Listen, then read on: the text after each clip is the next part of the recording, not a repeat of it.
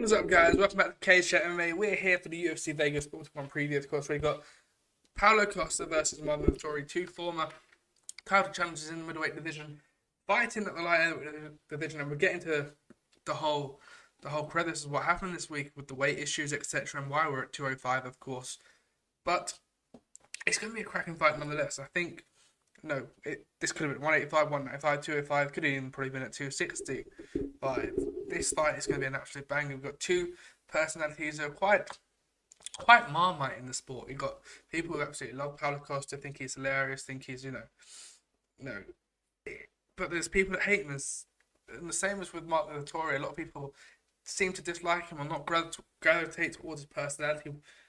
Why that is, I'm not quite sure, because he seems like a fine guy.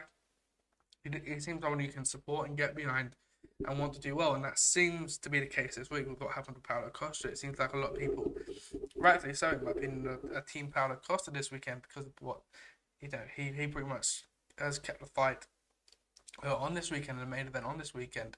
He could have easily said, "No, I signed a contract bout for 186. If you're not going to meet us at 186, I'm not going to be fighting this weekend." But of course, last year and throughout his career, Marvin Vettori has definitely been someone who's been on the bad side of events that have not taken place. He's had a lot of fights cancelled, some on the day previous, and at the weigh-ins, of course. And we saw that last year, of course. He lost, 3 fights in the space of 2-3 months there with Darren Stewart, Carl Robinson both being cancelled. Then later on in the year, Amari Akhmedov and Jacare, that fight got cancelled because he got obviously moved prior to that Jack Manson, which was a fantastic win for him. And of course, Darren Till also got cancelled. So he's someone who's faced a lot of cancellations. I'm sure, as long as he's fit and healthy, he's not going to be someone who's going to go, right, I'm not going to fight tonight, especially during fight week. He's definitely someone who loves to do what he is doing at the moment. But Paulo Costa showed some definite, unprofessionalism here. I think, and I heard the Fight Cycle was a fantastic podcast. They were talking about how we let Nick Diaz slide under the carpet. We almost just took it with a pinch of salt and, it's Nick Diaz, of course he's going to do that. And of course that's I'm restarting Robbie Lawler. Both of these two are veterans. But these two competitors tonight, while I think it's correct to maybe not be so kind to Nick Diaz, and he did do the same thing here. But it didn't really have an effect on the division, so to speak. This weekend was two top 5 competitors. They both just fought for the title. Zero Adesanya has been having a lot of fun this week because it's two fighters that he handedly beat. Obviously, Paulo Costa, he finished, and obviously Marvin Vettori, he took the 5-round distance, but it didn't really look like he was going to be in danger at any point at that time either. So both of these two, Paulo Costa and Marvin Vettori, we're going to go into this fight and maybe look to get a title shot opportunity back. Of course, you've got Robert Whittaker there, you've got Derek Brunson, Jared Cannonier going to fight probably for the number 1 contenders bout at that point. But then it's certainly Paulo Costa and Marvin Vettori, and whoever would have won tonight would have probably been number 2 on the list, maybe a backup even, due to the timescale of the fight. But that's been thrown out the window at least. At least for me, for Paulo Costa, it's been thrown out the window. If Marvin Vettori gets a win tonight, I think he should still be able to progress in the middleweight division, despite this being a fight now being contested at light heavyweight. Effectively, this is 2 light heavyweights who are unranked main event tonight. That's how it should be played out. Especially for Paulo Costa, he should be an unranked light heavyweight, and should he win, maybe he takes a top 15 spot, but that wouldn't be right to those in the top 15 that have made 205 and made the weight contractually. It's not like Jan Blachowicz or someone, or maybe a Dominic Reyes, I guess you could say, going up to heavyweight and just picking a fight and then sliding straight into his top 5 spot in the heavyweight rankings as he was at light heavyweight, having fought under completely different circumstances. For Paulo Costa, he said all the wrong things, didn't he? He said it could be a more fun fight at 205 for the fans rather than 195 because he wouldn't be dehydrating himself. Now, to come in at fight week, he was 211 on Wednesday, almost 30 pounds overweight. Over 30 pounds of what he weighed in on Friday. It's really pathetic, and it's something that he's gonna have an advantage this tonight at least anyway, because until Wednesday, Marvin Vettori was getting ready to cutting down to 185 on Wednesday, and he suddenly had the rug pulled underneath him, and he's gonna have to coming at 205 or came in at 204.5. But that's not him cutting down. That's his probably natural weight from about Wednesday. Or actually, no, he's probably put on more since Wednesday. I'd imagine on Wednesday he should have been around that 195 mark and cut those last £10 off over Thursday, Friday to weigh in. But so yeah, he's not someone who's had to dehydrate a little, £10 here like Paulo Costa. He had to dehydrate £5 on Thursday, of course, over Thursday night onto Friday, but he would have rehydrated back up. Now, Marvin Vettori will rehydrate back up probably, but he's not going to be the same anywhere near. He might just be the 204, maybe 206 when he walks into the cage tonight. So it is going to be a difference compared to what they signed up to, of course. So it is a question of what happens to the winner on the rankings in the middleweight division. Now, we saw it a couple of years ago with Conor McGregor and Don Cerrone, pretty much a quote-unquote lightweight fight going up welterweight. But it's difficult because that is Conor McGregor, and obviously he does get a little bit of an asterisk next to him because of the star he brings. He can have one fight, one win in a welterweight division and then go to fight for the lightweight title. He does control the power. Maybe less so now because of the 2 losses, but definitely the McGregor that fought Cerrone, he had that power to be able to pick and choose a fight and then walk into a title fight next. But Paulo Costa doesn't have that. He might think he has that, but he definitely doesn't have that. And after the fight against Israel Adesanya, where he drank a bottle of wine on the night prior to the fight after weigh-ins. No, so he's self-possessed. He was or self-claimed he was drunk that night or hungover at least on fight night. So that's 2 back-to-back margins where he's been entirely unprofessional. For the 2 biggest fights of his career, let's not forget, one was a title fight, 5 rounds at 253. And of course, tonight would have been his probably second biggest fight because he's coming off that loss from Israel Adesanya. So it's his chance to get back on the win column.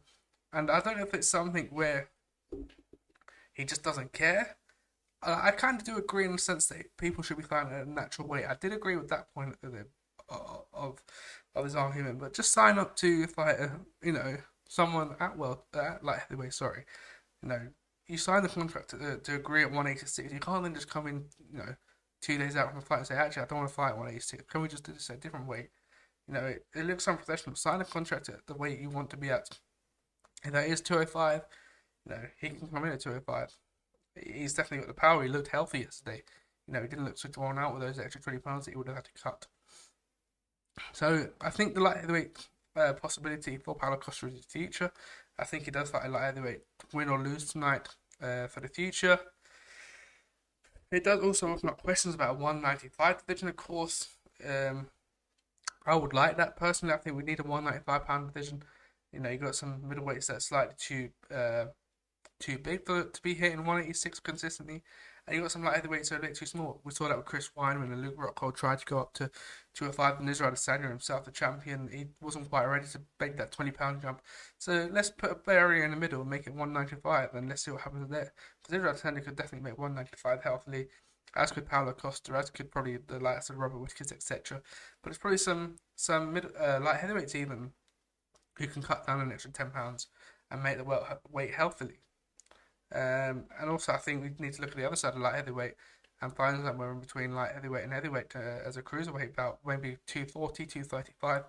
I'd like to see an extra division in there. So, Paulo Costa's decisions haven't been a fantastic one. They've been a very negative one to do it so close to the fight. If they'd said 2 weeks ago, I'm probably not going to make a middleweight. Can we rearrange it? It does balance the books out a little bit because it gives Marvin Vettori a bit of the time to change his camp and not drain his body so much to prepare for a 186 fight as he would have done on Wednesday. He would have got that call knowing, or thinking he would have been went in at 186. So there is some positives and some talking points to take from Paulo Costa, but there's definitely some negatives. And a loss tonight, maybe, it depends on how the UFC view him, could be detrimental to his career because he's not pulled through for what they contractually obligated him to do. And he is disposable. Everyone's disposable in the UFC. And it's a tough one. If he loses tonight, would they cut him? Probably not. They'll probably give him one final chance, or maybe 2 final chances. Who knows? Because it's difficult to see what sort of stats he brings and what he does bring to the sport. Because he's a specimen and he's a good character. And he's probably good for the casual market because you see someone who looks like Superman stepping into the cage. But his actions outside of it has not helped him one bit. But I do hope tonight that he finds, I think we're all team Marvin Vettori tonight, and I hope we see Paulo Costa at 205 for the near future. Put him up against someone like a Paul Craig, maybe an Alexander Gustafsson, maybe at 205. You got Anthony Smith at 205. Of course, you've got Ozdemir and Ankalaev at 267. Those are all possible fights to see for Paulo Costa. And good fights too if he wants to fight that weight class. And maybe there's a discussion about people talking or fighting at their natural weights also. I think that was the resonating point with me, where he kind of made sense, but the method he got to that sense has definitely been one that's left a sour taste in many fans' mouth, and rightfully so also. But let's have a look at the tape, of course. This is a fight at light heavyweight now. We've got 13-1 against 17-5-1. You've got 6-1 versus 6-foot. So it is a closely proclaimed bout, of course. I think both came in at 204.5. I think in fact Marvin Vettori was just 204 on the dot. He has got a longer reach over Paulo Costa, which can be interesting, and he's got a longer leg reach as well. So despite that 1 inch discrepancy in the height, Marvin Vettori comes out looking a lot better.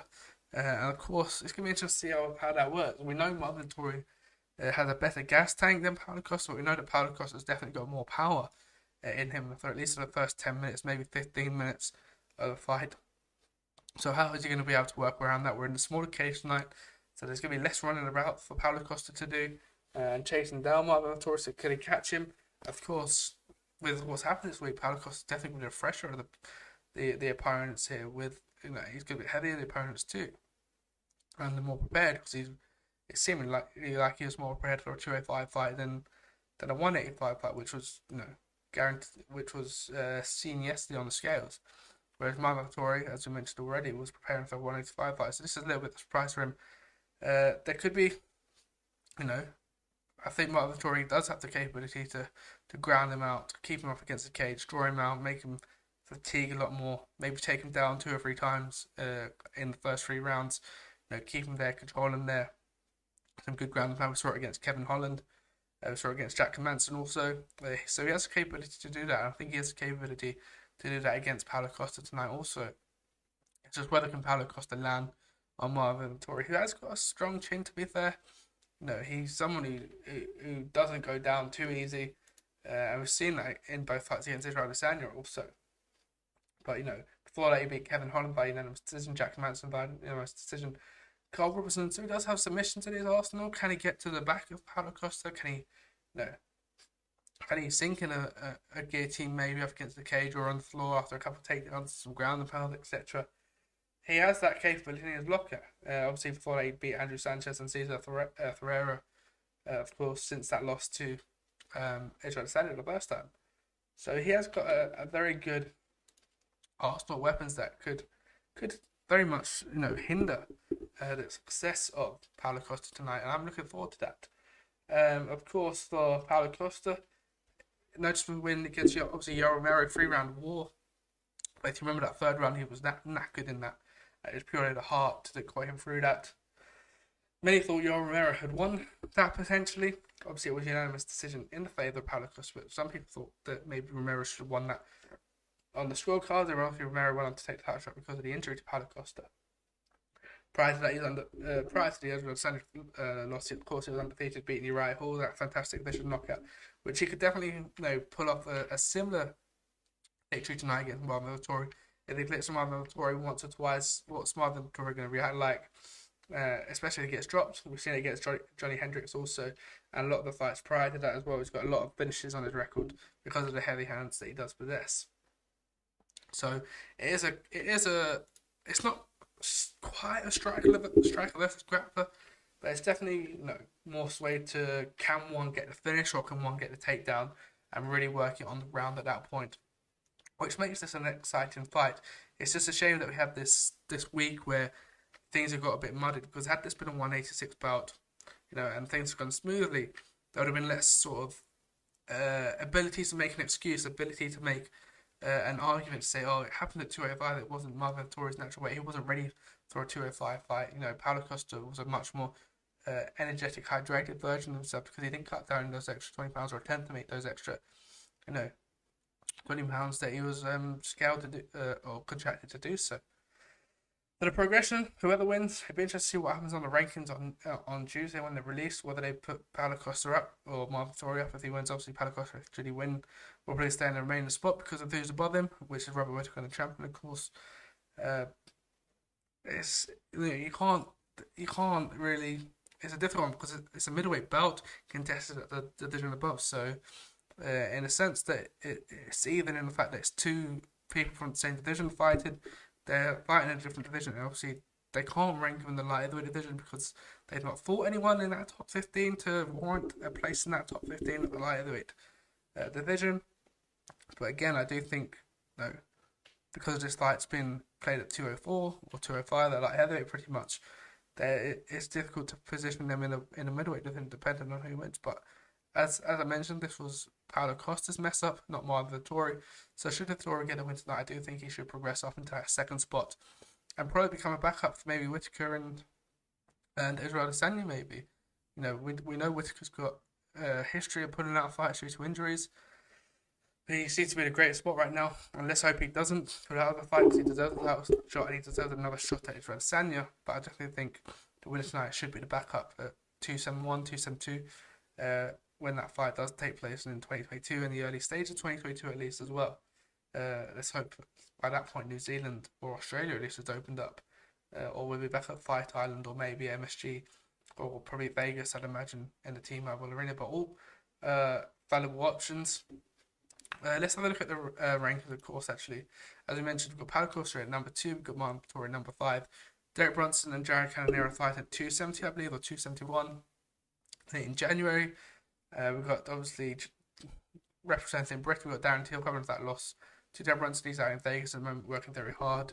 At Syndicate MMA, of course, he's waiting on surgery for that knee, that torn ACL that he suffered prior to the fight. We've got Jack Manson in there. Sean Strickland had lost his fight to Luke Rockhold, of course. We've got Kevin Gaston Hall in there as well. We've obviously got Israel Adesanya, the champ, getting ready to rematch Robert Whittaker. It's just a matter of when, if rather than if that fight takes place. Now, of course, this card, as with most Fight Night cards, isn't the greatest. It's a lot better than on paper than it was the last 2 weeks with Aspen Ladd and Norma Dumont, and of course Price and McKenzie, Dern versus Marina Rodriguez. 2 fantastic main events, but the cards didn't quite deliver. Of course, although sometimes with these cards, you do see some maximise the opportunity of the extra screen time and maybe the lack of superstars and be able to call somehow on the mic. Yeah, there's a few highlights. And I'm expecting that tonight. We're expecting that from Grant Dawson against Ricky Glenn. Grant Dawson, fantastic fighter, 17-1, obviously came through the contender series. You've got Jessica Rose Clark versus Jocelyn Edwards at 135, of course. Jessica Rose Clark coming back from surgery, I believe. For another injury, she's been in and out. But it's looking like hopefully she can get some form on the belt and get a win tonight and have a steady and regular appearance in the octagon rather than in and out once a year, once or every 2 years due to injury. You got your boy, you got Alex Caceres, of course, coming up against Wu Choi, of course, at 145. That's interesting. Alex Caceres always knows how to bring a fight, whether he's on the winning side or losing side. As does Francesco Trinado, who's up against Dwight Grant at 170. That's going to be a fantastic fight. You've got Ike Villanueva versus Nick Negumereanu at 205. That's going to be a fantastic bout. Closing out the main card, I believe. A primetime card as well for the UK fans. It's been primetime October, isn't it, as we get to UFC 267. You've got Junior Park against Gregory Rodriguez. And of course, a down move to Mason Jones against David Onama. Mason Jones supposed to be fighting Alan Patrick, who he fought, of course, in June. Unfortunately, it was to a no contest due to an eye poke that Mason Jones caused. Alan Patrick was the victim of the eye poke and couldn't continue, but it was unfortunate because Mason Jones, in his second UFC bout, was putting on a beating on Alan Patrick and looked like he was going to be coming out the victor there. And obviously, he was supposed to be fighting again tonight, but Alan Patrick's pulled out, so he's coming into David Onama, who's making the UFC debut, which somehow makes it worse because we've got a debutant there looking to steal the show against Mason Jones. Obviously, he lost to Mike Davis in a unanimous decision, but he is a prospect and he's a talented individual, of course, coming out of Wales. former Cage Warriors lightweight and welterweight champ, status that he achieved last year before making its move over to the UFC. But it's a shame that he's not rematched Alan Patrick, because he definitely should have had that fight, being able to get back and get his first win in the UFC. But David Onama, of course, 8-0, fighting out Glory MMA, of course. He's someone that you're gonna have to watch, and it's unfortunate that Mason Jones, I think his fight pulled out, or that the fight broke down with Alan Patrick 2 weeks ago. So he's had about a week, hopefully, to adjust to David Onama, and maybe watch him tape and go, right here, we can change this here, tweak this here. But it's primarily going to be the same game plan, because we worked on it for 7-8 weeks already. And of course, you've got Jai Herbert, also former Cage Warriors lightweight champion, fighting against Karma Worthy. Of course, he's been given a hard deal in his stint in the UFC. We got given Francesco Trinado and Renato Moicano. Lost, obviously, of course, by a knockout in that first one and submission in the second one, but two, absolute killers in that division. Two legends of the sport as well, Moicano and Trinaldo. So he deserves a win tonight. Well, I say deserves a win. He needs a win tonight to maybe, keep his position in the organisation. We saw Modestas Bukauskas get cut from the UFC. We've seen Maurice McKee get cut from the UFC. Also, he had looked fantastic on Cage Warriors, the trilogy, nearly a month ago now, 3 weeks ago. So he needs a win tonight. Otherwise, he does get a risk of getting cut, and it's a shame, because Cage Warriors guys and girls have not been given any easy handouts. You see Lauren Murphy being given Makwan Amikani. You see Mason Jones being given tough fight to Ian Gary's got Jordan Williams, Paddy Pimblett, Vendramini, sorry. So no one's getting easy matchups here. Jack Shaw's looking fantastic, of course, and especially being from the UK and fallen in love pretty much with Cage Warriors in the past, probably 18 months now, I would say, since we went to Cage Warriors 112. You do hold a special place for the alumni that fighting on the card and on the cards this year, and hoping that they do well. But unfortunately, they've been given tough matchups in recent times. But I'm hoping Karma Worthy is one that was an absolute scary guy coming up. But he's off the back of 2 losses against Jamie Malarkey. That finish, that knockout that Jimmy Malarkey delivered to Karma Worthy, where he almost fell on his face. A little delayed, not quite like Shane Burgos, but he did take 2 or 3 seconds to register before he dropped to the canvas, and that was all she wrote. And obviously before that, he lost to Ottoman Zaitis. Both of these two are looking to get back into the win columns after repeated finishes. So it could work out for the maybe fight of the night or performance of the night, because both of these are going to have to dig deep, knowing that maybe their future's on the line. Maybe less so for Karma Worthy, because he's a good name now. He's someone that you see when a fight gets announced, fighting Karma Worthy, you go, oh, I'm going to tune into that. Karma Worthy can deliver a good fight, no matter what side of the result that he's on. But yes, for Jai Herbert, if he beats Karma Worthy tonight, it'd be a fantastic win for him. A fantastic first UFC win for him also. But I do feel the worst for him. Maybe not the worst, but I fear for him, especially at 33 years of age. No, the UFC might look at him and go, we've given you 3 opportunities. You've not delivered so far. Unfortunately, we're going to have to, close that chapter there, and maybe see Jai Herbert back in the Cage Warriors. But touch wood, we see a Jai Herbert win tonight, and we see him progress into the UFC lightweight division. But yeah, it's definitely not an easy night for him. You've obviously got Tabata Ricci versus Maria Oliveira. You've got Loriana Storopoli versus Jamie Pickett. That could be a good fight. Jeff Molina versus Daniel Da Silva. Lavina Souza versus Miranda Marcos at 115. That's going to be a cracking fight. Lavina Souza always brings a good fight. Jonathan Martinez, of course, versus Zaviyad Levadishvili. Obviously going to be a fantastic. Jonathan Martinez, 13-4 against Zaviyad is 12-0. See another Jordan coming up through the organisation now. You know how incredible Jordan May has risen over the past year or two now, and the names and the success it's bringing. He's certainly going to be looking to open up the card and definitely add to that as well. So it is a good card. It's unfortunate we lost the Mason Jones and Patrick fight, but of course we've got a replacement in David Onama, which is going to be interesting to see. And of course we've got that middleweight main event between Paulo Costa and Marvin Vettori, which again should have been a mouth-watering contest, but unfortunately due to the weight changes and etc. and drama that's happened this weekend, or this week, should I say. It's become a bit the let's hope Marvin Vettori gets a win here. So yes, make sure to put your predictions in the comments down below. Make sure to hit subscribe at CageChat MMA, and I'll be back tomorrow for Punch and Brunch.